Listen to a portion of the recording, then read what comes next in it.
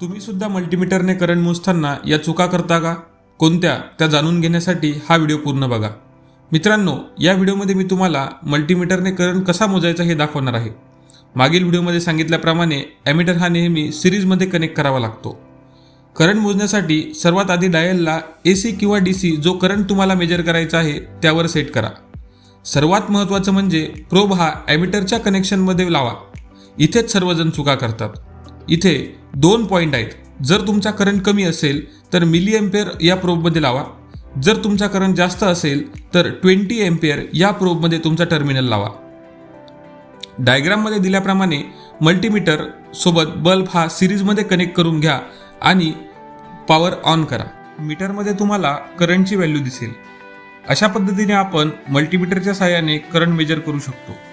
तुम्हाला मल्टीमीटरच्या साहाय्याने रेझिस्टन्स मोजता येतो का? नसेल तर पुढील व्हिडिओमध्ये मी मल्टीमीटरच्या साहाय्याने रेझिस्टन्स कसा मोजायचा हे सांगणार आहे. व्हिडिओ आवडला असेल तर व्हिडिओला लाईक करा. अशाच इलेक्ट्रिकल रिलेटेड गोष्टी सोप्या भाषेमध्ये शिकण्यासाठी मला फॉलो करा आणि हा व्हिडिओ शेअर करा तुमच्या अशा मित्राला ज्याला अजूनही मल्टीमीटरने करंट मोजता येत नाही. धन्यवाद.